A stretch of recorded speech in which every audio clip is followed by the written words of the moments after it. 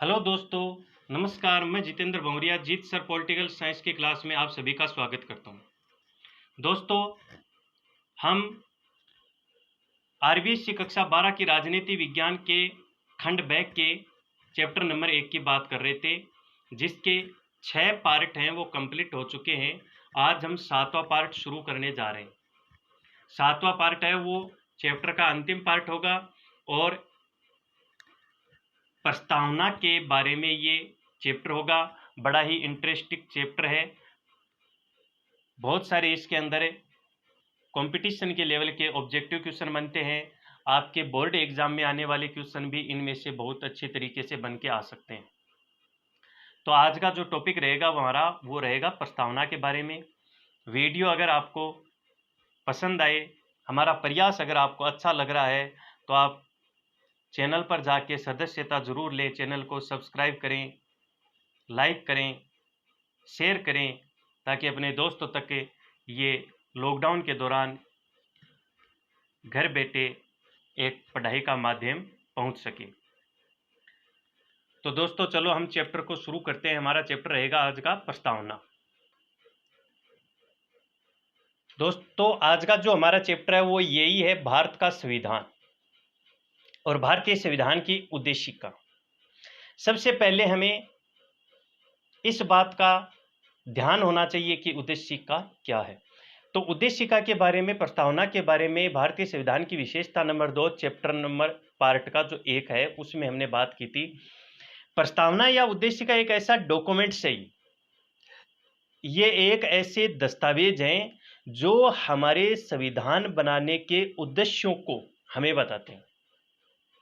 कानून क्या होगा, कैसी देश की शासन व्यवस्था होगी, संविधान निर्माता जब संविधान का निर्माण कर रहे थे उसके पीछे उनका विचार क्या था, ये सब बातें हमें इस संविधान में देखने को मिलती हैं। यानी हमारे संविधान के बनाने के पीछे जो लक्ष्य थे वो लक्ष्य ही उद्देशिका है। इस उद्देशिका के अंतर्गत हम बहुत सी बातें पढ़ेंगे, ऐसे बहुत से शब्द पढ़ेंगे जिनका अर्थ हमें जानना बहुत ही जरूरी है। चलो दोस्तों, सबसे पहले तो हम उद्देशिका का एक बार विस्तार रूप देख लेते हैं। तो सबसे पहले इसमें अगर हम बात करें तो सबसे पहले इसमें जो दे रखा है वो दे रखा है आपका, हम भारत के लोग। यानी हम भारत के लोग शब्द से क्या आशय है, पहली बात तो हम ये देखेंगे। दूसरी बात हम देखेंगे एक संपूर्ण प्रभुत्व संपन्न राज्य। तीसरा हम देखेंगे समाजवादी। चौथा हम देखेंगे पंथ निरपेक्ष। पांचवा गणराज्य। लोकतंत्र का अर्थ क्या होता है, इन शब्दों का अर्थ देखेंगे सबसे पहले। उसके बाद हम बात करेंगे सामाजिक, आर्थिक, राजनीतिक न्याय से क्या आशय है। उसके बाद हम बात करेंगे स्वतंत्रता हमें क्या क्या दी गई है, समानता के बारे में हम बात करेंगे। उसके बाद हम देखेंगे इस बंधुत्व शब्द का क्या आशय है यहाँ पर। उसके बाद हम देखेंगे ये जो दृढ़ संकल्प होकर अपनी इस संविधान सभा के आज तारीख 26 नवंबर 1949, इसके बारे में हम पढ़ेंगे। उसके बाद ये जो शब्द हैं आपके 3, इसके बारे में हम जानकारी प्राप्त करेंगे। यानी हम जानेंगे कि हम भारत के लोग से क्या से है, संपूर्ण प्रभुत्व संपन्न, समाजवादी, पंथ निरपेक्ष, लोकतंत्र, गणराज्य, सामाजिक, आर्थिक, राजनीतिक न्याय, इनसे आशय क्या है, समानता क्या है, स्वतंत्रता क्या है, इसके बारे में हम पढ़ेंगे। उसके बाद हम पढ़ेंगे, उसके बाद इस बंधुत्व के बारे में हमें पढ़ेंगे कि इसका क्या मतलब है। उसके बाद इसके बारे में देखेंगे, फिर इनके बारे में देखेंगे। तो दोस्तों, मैं आपको एक बात बता देना चाहता हूं, आपकी कक्षा 12 की राजनीति विज्ञान की जो पुस्तक है उसके चैप्टर नंबर 1 में 2 प्रकार की प्रस्तावना मिलेंगी आपको। दो प्रकार की जो प्रस्तावना मिलती है उसमें एक प्रस्तावना संशोधित प्रस्तावना है और एक मूल प्रस्तावना है। यानी एक तो वो प्रस्तावना है जो भारत देश के संविधान के लागू होने के समय थी, और एक वो प्रस्तावना है जिसमें संशोधन करते हुए कुछ नए शब्दों का जोड़ किया गया। तो वो भी हम देखेंगे। यहां पर हम देखते हैं भारतीय संविधान की विस्तृत विवेचना।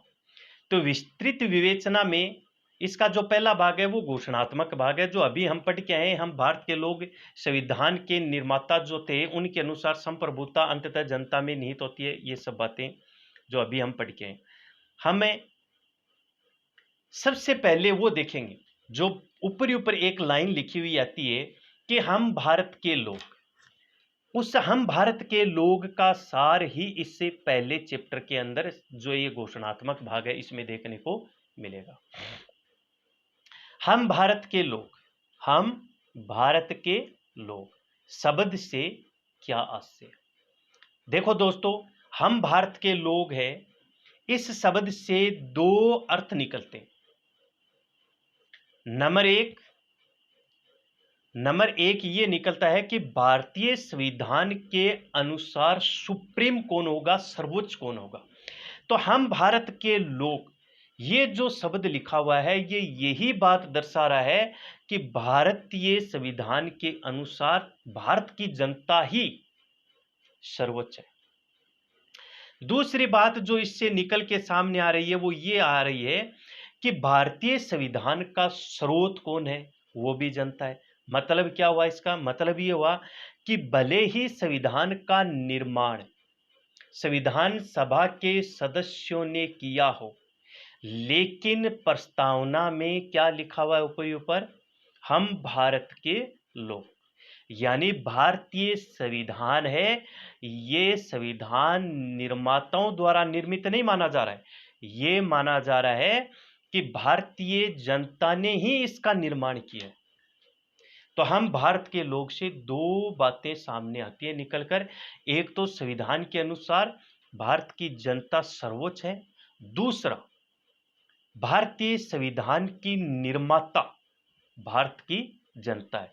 यानी संविधान का स्रोत भारतीय जनता है, जो इसमें लिखा हुआ है ये देखिए आप। संविधान के निर्माताओं के अनुसार संप्रभुता अंततः जनता में निहित है, यानी जनता ही इसकी कर्ता और धर्ता है। सरकार के पास अथवा राज्य सरकार के विभिन्न अंगों के पास जो शक्तियां हैं वो जनता से मिलती हैं, यानी जनता ही सर्वोच्च है, सब कुछ जनता ही है। केंद्र सरकार के पास जो शक्तियां हैं वो जनता से मिली हैं, राज्य सरकार के पास जो शक्तियां हैं वो भी जनता से मिली है। प्रस्तावना में जो शब्द है हम भारत के लोग, इस संविधान को, हम भारत के लोग इस संविधान को अंगीकृत अधिनियमित आत्मार्पित करते हैं। पदावली से आज से स्पष्ट है कि भारतीय संविधान का स्रोत भारत की जनता है। जो मैंने आपको शुरुआत में बता दिया, दो बातें हम भारत के लोग से स्पष्ट होती हैं। एक तो इसमें क्या कहा गया है कि केंद्र सरकार और राज्य सरकार दोनों को जो शक्तियां मिलती हैं वो जनता से मिलती है, यानी सुप्रीम कौन हुआ? जनता हुई। सबसे उच्च कौन हुआ? जनता। दूसरी बात, भारतीय संविधान का निर्माता कौन है? यानी भारतीय संविधान का निर्माण किसने किया? जनता ने किया। ये इसका घोषणात्मक भाग है। अब हम बात करेंगे इसके उद्देश्य भाग की। उद्देश्य भाग की बात करें तो उद्देश्य भाग में पहला जो बिंदु है वो है आपका संपूर्ण प्रभुत्व संपन्न, जो हम पहले पढ़ चुके हैं। जब पहले हम पढ़ रहे थे उस समय भी मैंने आपको बताया था कि संपूर्ण प्रभुत्व संपन्न शब्द का क्या आशय है। संपूर्ण प्रभुत्व संपन्न का आशय है ये, आंतरिक और विदेशी मामलों में किसी अन्य विदेशी शक्ति के अधीन न होना। अगर कोई राज्य आंतरिक और बाहरी दृष्टि से किसी महाशक्ति के अधीन नहीं है तो उस राज्य को हमें संपूर्ण प्रभुत्व संपन्न कह सकते हैं। अब हम बात करते हैं समाजवाद। दूसरा जो शब्द इसमें है समाजवाद।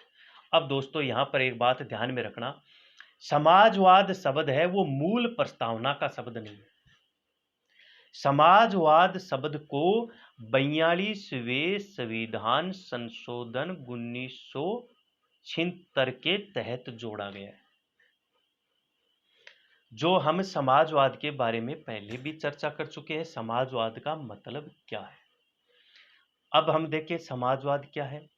तो इसमें देखिए आप, भारतीय संविधान में 42वां संविधान संशोधन 1976 करके इस शब्द को जोड़ा। प्रस्तावना में समाजवाद शब्द को सम्मिलित करके उसे अधिक स्पष्ट किया गया। क्या स्पष्ट किया गया कि समाज के कमजोर और पिछड़े वर्ग के जीवन स्तर को ऊंचा उठाने और आर्थिक विषमता को दूर करने का सरकार प्रयास करे, और इस प्रयास से सरकार ने देश में मिश्रित अर्थव्यवस्था को अपनाए। तो दोस्तों एक बात तो यहाँ पर ये याद रखें, समाजवाद शब्द है, इसको 42वें संविधान संशोधन 1976 के तहत जोड़ा गया। देखो यहाँ पर मैं आपको बता दूं, 3 शब्द हैं वो 42वें संविधान संशोधन में जोड़े गए। 3 शब्द, नंबर 1 समाजवाद, नंबर 2 पंथ निरपेक्ष, नंबर 3 अखंडता। 42वें संविधान संशोधन के तहत 3 शब्दों को जोड़ा गया है। नंबर 1 समाजवाद, नंबर 2 पंथ निरपेक्ष, नंबर 3 अखंडता। तीनों ही मूल संविधान की प्रस्तावना के शब्द नहीं है। पहला हमने पढ़ लिया समाजवाद। समाजवाद का मतलब क्या है? सरकार समाज के कमजोर और पिछड़े वर्ग के जीवन स्तर को ऊंचा उठाने का प्रयास करे, और जो आर्थिक विषमता है उसके बीच में, यानी अमीर और गरीब के बीच की जो खाई है उसको कम करे।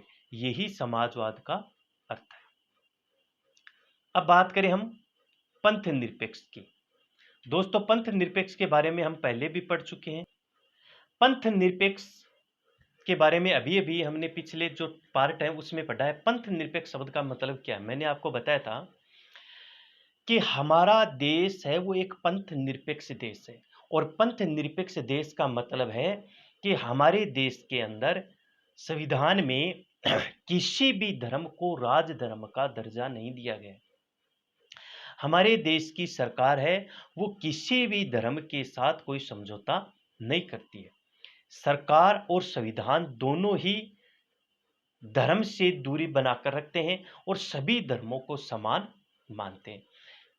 आपको शायद पता होगा, हमारा जो आर्टिकल 25 है ये इसी से रिलेटिव है।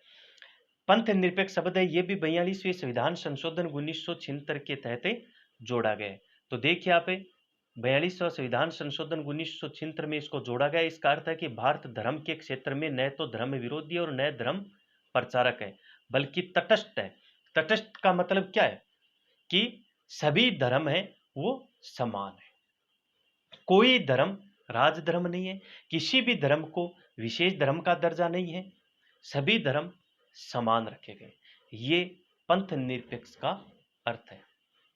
उसके बाद हम बात करते हैं लोकतंत्रात्मक। लोकतंत्रात्मक यानी डेमोक्रेसी देश।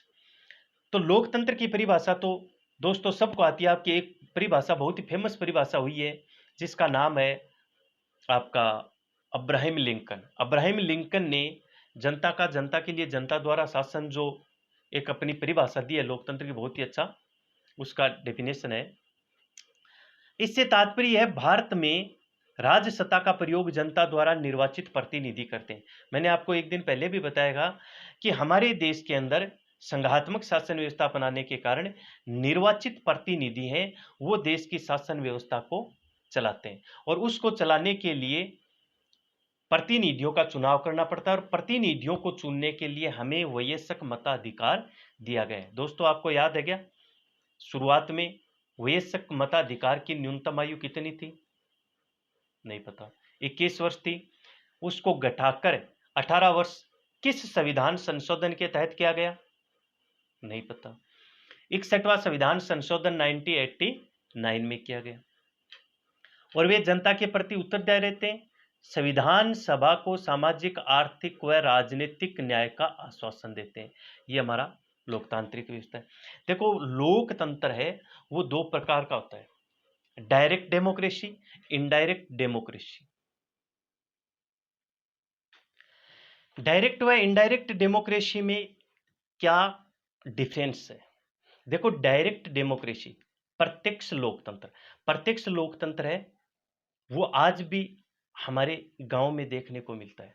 आपने देखा होगा, गांव की किसी भी प्रकार की कोई समस्या होती है तो उस समस्या में क्या होता है, गांव के सभी लोग मिलके एक चौपाल में बैठ के फैसला लेते हैं। यानी गांव के सभी लोग उससे चौपाल में शामिल होते हैं जहां पर हमें फैसला लेना है। एक तो ये बात है। एक हम क्या करते हैं, जैसे गांव में 5 व्यक्तियों को हमने चुन दिया कि गांव में कोई भी समस्या है उसको दूर करने के लिए या गांव के लिए किसी भी प्रकार का अगर कोई फैसला लेना है तो उसके लिए आपको ही फैसला लेना है। यानी आप 5 लोग जो तय करेंगे वो संपूर्ण सदस्य जो गांव के हैं वो स्वीकार करेंगे। तो एक तरफ गांव के सभी लोग चौपाल में शामिल होकर उस समस्या का समाधान कर रहे हैं और एक तरफ देश सॉरी गांव के 5 व्यक्ति कर रहे हैं। तो जहां सभी लोग शामिल हो रहे हैं वो तो है प्रत्यक्ष, यानी सब मिलके स्वयं कर रहे हैं। और एक तरफ 5 व्यक्ति गांव के चुने हैं वो फैसला कर रहे हैं। यानी वो क्या कर रहे हैं हमें नहीं पता है, हम भाग नहीं ले रहे हैं, वो 5 लोग हैं वो ही सब कुछ कर रहे हैं। हमें पता ही नहीं है कि वो क्या कर रहे हैं क्या नहीं कर रहे हैं, तो हमारे सामने वो नहीं हो रहा है। वो है अप्रत्यक्ष, इनडायरेक्ट डेमोक्रेसी, डायरेक्ट डेमोक्रेसी। हमारे देश के अंदर इनडायरेक्ट डेमोक्रेसी है। इनडायरेक्ट डेमोक्रेसी कैसे है, ये देखिए, प्रतिनिधि चुनते हैं हम। प्रतिनिधि जो करते हैं हमें पता ही नहीं है प्रतिनिधि क्या कर रहे हैं, हम उसके साथ शामिल नहीं हो रहे हैं, वो जो कर रहे हैं उनको हम स्वीकार कर रहे हैं। यह है इनडायरेक्ट डेमोक्रेसी। गणराज्य, देखो गणराज्य शब्द से क्या से होता है, किसी भी देश का राज्याध्यक्ष, किसी भी देश का राज्याध्यक्ष जो होता है, शासन का जो मुखिया होता है, वो अगर वंशानुगत न चुनकर निर्वाचित किया जाता है। वंशानुगत का मतलब राजाशाही शासन में क्या होता था, राजा, राजा का पुत्र राजा, उसका पुत्र राजा, उसका पुत्र राजा, वो वंशानुगत होता है। अगर इस प्रक्रिया से हटकर हम निर्वाचित प्रक्रिया के माध्यम से हमारे राज्य अध्यक्ष को अगर चुनते हैं तो ये हमारा गणराज्य देश कहलाता है। भारत का राज्याध्यक्ष यानी राष्ट्रपति वंशानुगत नहीं है, राष्ट्रपति का बेटा राष्ट्रपति नहीं है, राजा का बेटा राजा नहीं है। हर 5 वर्ष के पश्चात हम निर्वाचन करते हैं। राष्ट्रपति का निर्वाचन चाहे प्रत्यक्ष हो या अप्रत्यक्ष हो, निर्वाचन अगर होता है राष्ट्रपति का, राज्याध्यक्ष का अगर निर्वाचन हो रहा है तो वो राज्य गणराज्य कहलाता है। ये देख लीजिए आप, भारत का राज्याध्यक्ष सर्वोच्च शक्ति, सर्वोच्च व्यक्ति वंशानुगत न होकर निर्वाचित होता है। उसके बाद हम बात करें विवरणात्मक भाग की। विवरणात्मक भाग में अगर हम बात करें सामाजिक न्याय की, सामाजिक न्याय, समाज शब्द जहां आता है वहां पर सीधी सी है। न्याय का मतलब हम किस चीज से यहाँ क्या न्याय ले रहे हैं, हम ये ले रहे हैं कि समाज में जाति, भाषा, धर्म, लिंग, वर्ण, नस्ल, जन्म स्थान, इनके आधार पर कोई भेदभाव नहीं होना चाहिए। सामाजिक न्याय का मतलब यही है। अगर समाज में, जिस समाज में हम रहते हैं उस समाज में जाति, भाषा, धर्म, लिंग, वर्ण, जन्म स्थान के आधार पर अगर भेदभाव हो रहा है तो वो एक सामाजिक अन्याय है। और अगर समाज में जाति, भाषा, धर्म, लिंग, वर्ण, नस्ल, अन्य किसी भी आधार पर हमारे साथ कोई भेदभाव नहीं है, उसी का नाम है सामाजिक न्याय। जो आपके सामने दे रखे हैं ये देखिए आप।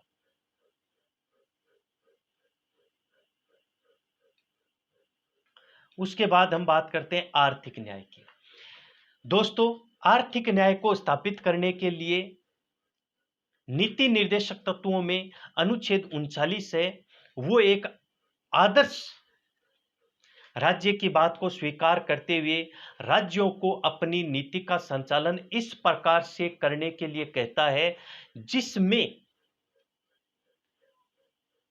हमारे जो संसाधन हैं उसके स्वामित्व का बंटवारा इस प्रकार से होना चाहिए कि सब लोग अपने जीवन स्तर में क्या कर सके, सुधार कर सके। यानी आर्टिकल 39, आर्टिकल 39 है वो नीति निर्देशक तत्वों से रिलेटिव है, जो एक आदर्श राज्य की बात को स्वीकार करता है और राज्यों को अपनी इस प्रकार की नीति का संचालन करने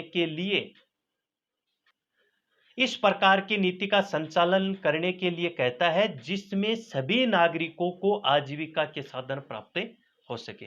यानी केंद्र सरकार और राज्य सरकार को इस तरीके की अपनी नीति बनानी चाहिए जिसमें प्रत्येक व्यक्ति अपनी आजीविका के साधन प्राप्त कर सके। समुदाय की भौतिक संपत्ति का स्वामित्व, भौतिक संपत्ति का स्वामित्व और वितरण इस प्रकार से हो जिसमें सामूहिक हित का संभव हो सके। यानी हमारी जो समुदाय की भौतिक संपदा है, यानी हमारे जो प्राकृतिक संसाधन है, उनका वितरण इस तरीके से होना चाहिए जिसमें सभी लोगों का हित हो सके। पुरुष स्त्री का समान कार्य के लिए समान वेतन की व्यवस्था होना चाहिए। यानी स्त्री और पुरुष में अगर कार्य समान है तो वेतन समान होना चाहिए। वेतन के आधार पर उसमें किसी भी प्रकार का कोई भेदभाव नहीं होना चाहिए। उत्पादन व वितरण के साधनों का अहितकर केंद्रीयकरण नहीं होना चाहिए। केंद्रीयकरण का मतलब क्या होता है? केंद्रीयकरण का मतलब होता है कि उत्पादन के जो साधन है उसका राष्ट्रीयकरण ज्यादा से ज्यादा नहीं होना चाहिए। पूंजीपतियों के हाथ में वो ज्यादा से ज्यादा नहीं जाने चाहिए। उसका विकेंद्रीकरण भी रहना चाहिए ताकि छोटे उत्पादक हैं वो भी अपना आजीवन चला सके। राजनीतिक न्याय, देखो दोस्तों, राजनीतिक न्याय के बारे में मैं आपको बताऊं। राजनीतिक न्याय के बारे में यहां पर आपको 2-3 अधिकारों की बात ध्यान में रखनी है। नंबर 1, मत देने का अधिकार। नंबर 2, चुनाव लड़ने का अधिकार। नंबर 3, संगठन बनाने का अधिकार। नंबर 4, सभा सम्मेलन करने का अधिकार। ये जो 4 अधिकार है, ये अधिकार हमें प्राप्त होते हैं, वो ही हमारी राजनीतिक न्याय है। अगर ये अधिकारों से कोई वंचित है तो वो राजनीतिक अन्याय है उसके साथ। परंतु हमारे संविधान में हमें राजनीतिक अधिकार देकर हमारे साथ राजनीतिक न्याय को स्थापित करने का प्रयास किया गया। तो 4 अधिकारों को ध्यान में रखना आप है। चुनाव लड़ना, मतदान करना, संगठन बनाना, सभा सम्मेलन करना। उसके बाद हम बात करते हैं स्वतंत्रता, समानता और बंधुत्व। स्वतंत्रता शब्द की बात करें तो स्वतंत्रता शब्द का इस्तेमाल है वो हमारे मौलिक अधिकारों में भी किया गया, आर्टिकल 19 में। भारतीय संविधान में नागरिकों का विचार, अभिव्यक्ति, विश्वास, धर्म, उपासना की स्वतंत्रता दी गई है। भारतीय संविधान में नागरिकों को कौन कौन सी स्वतंत्रता दी गई है? दोस्तों, कई बार क्या होता है, जो कॉम्पिटिटिव एग्जाम होते हैं उसमें पूछा जाता है। क्या पूछा जाता है? भारतीय संविधान की प्रस्तावना में कौन सी स्वतंत्रताएं प्रदान की गई हैं? यहां पर इसमें से एक शब्द को वो क्या कर जाते हैं? गायब कर जाते हैं। विचार अभिव्यक्ति की स्वतंत्रता, विश्वास की स्वतंत्रता, धर्म और उसमें उपासना की स्वतंत्रता, इसमें से एक शब्द को वो गायब कर देते हैं और 4 ऑप्शन हमारे सामने रख देते हैं। तो ये भी आप ध्यान में रखें। उसके बाद मैं बताऊं आपको समानता, अवसर की समानता आर्टिकल 16 में है, जो हम मौलिक अधिकारों में पढ़ेंगे। समानता का अधिकार है वो 14 से 18 है। 14 कानून की समानता, 15 में आपको पता है किसी के साथ किसी भी प्रकार का कोई भेदभाव न हो, और 16 में है अवसर की समानता, जिसके बारे में हम विस्तारित रूप से पढ़ लेंगे।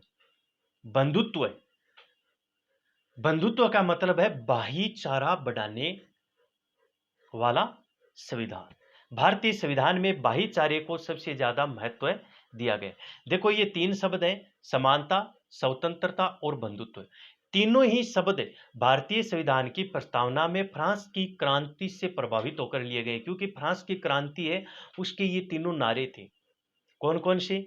स्वतंत्रता, समानता और बंधुत्व की भावना।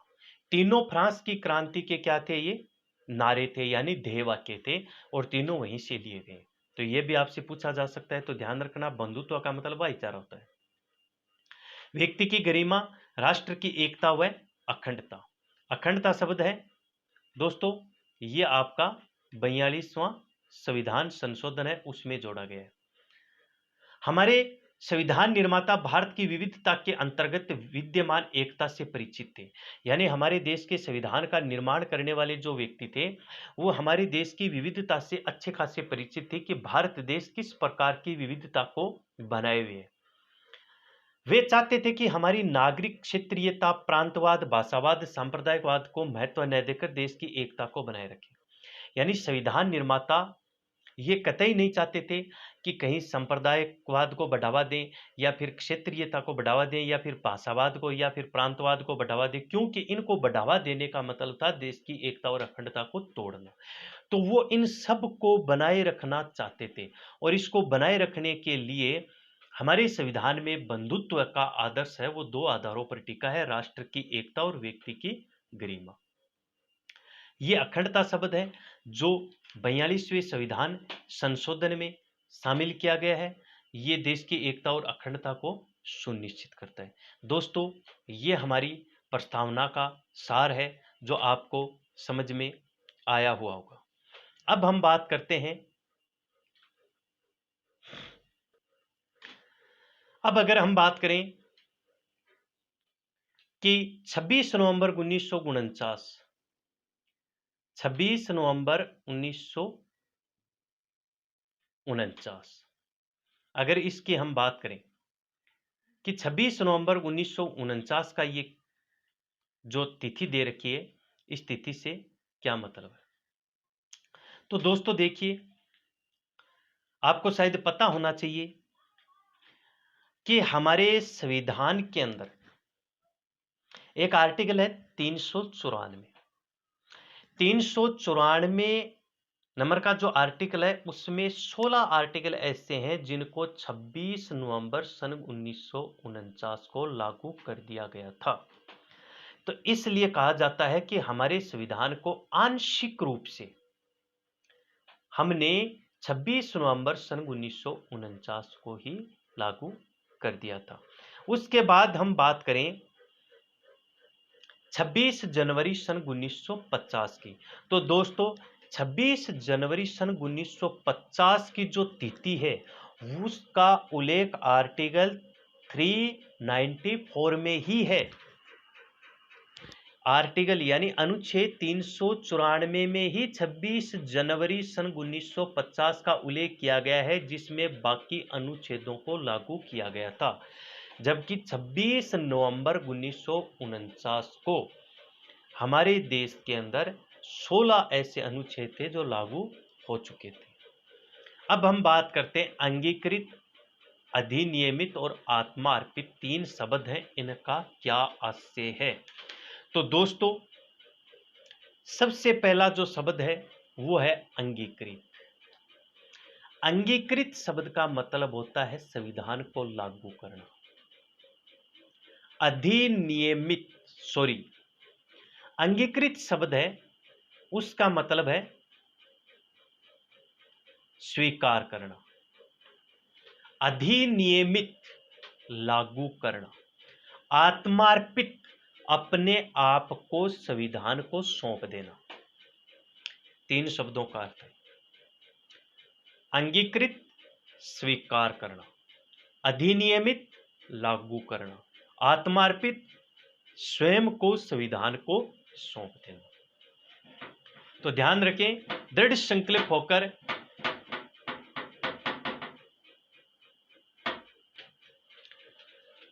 तो ये जो तीन शब्द हैं अंगीकृत, अधिनियमित तो आत्मार्पित, इसका आपको अर्थ बता दिया। 26 नवंबर सन 1949 के बारे में जो बात थी वो आपको बता दी।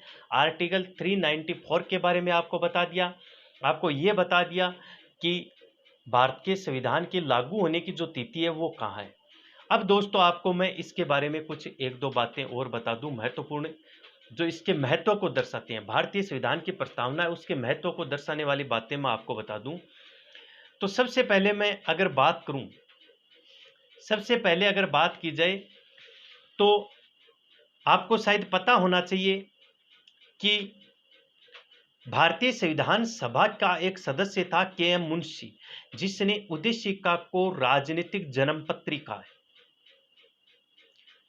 प्रश्न आपसे पूछ सकता है भारतीय संविधान की प्रस्तावना राजनीतिक जन्मपत्र या संविधान की, ये कथन किसका है?